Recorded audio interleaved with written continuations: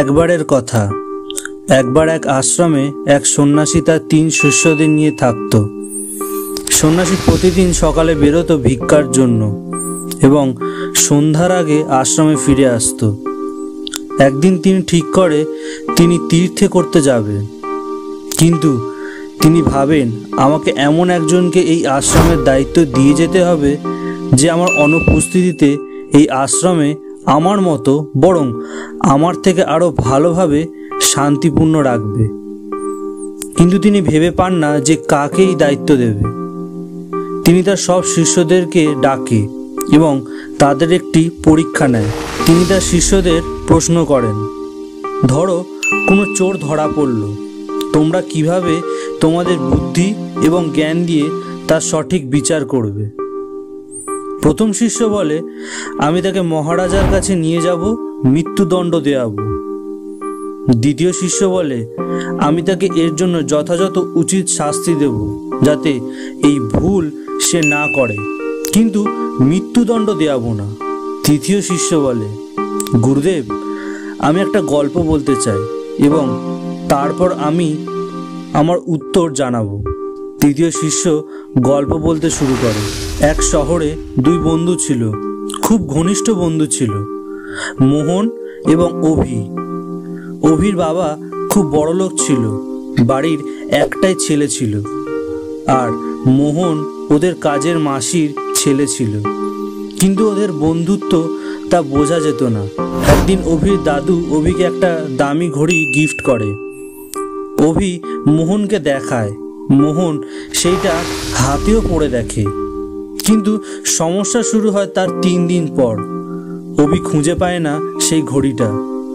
সারা বাড়ি খুঁজে ফেলেও পায় না সেই ঘড়িটা। অভি এর জন্য মোহনকে দোষ দিতে শুরু করে। সে বলে মোহন নাকি চুরি করেছে সে ঘড়িটা, তার নাকি লোভ ছিল ঘড়িটায়, তাই সে চুরি করেছে। মোহন হাজারবার একই কথা বলেও তবু অভি বিশ্বাস করে না। অভিমান, কষ্ট, যন্ত্রণায় সে বাড়ি ছেড়ে চলে যায়। তারপর থেকে প্রায় অনেক বছর, অনেক সময় চলে গেছে। এখন অভির 72 বছর বয়স। তার ছেলে, ছেলের বউ এবং নাতি এইসব নিয়েই তার সময় কেটে যায়। একদিন অভির নাতি পড়ার টেবিলের পিছনে পরিষ্কার করতে গিয়ে কিছু একটা পায়। সেইটা অভিকে দেখাতে অভির চোখ দিয়ে জল বেরিয়ে আসে।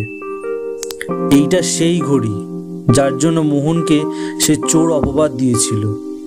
তার ভুল সে বুঝতে পারে, কিন্তু আজ সেইটা শোধরানোর সময় নেই।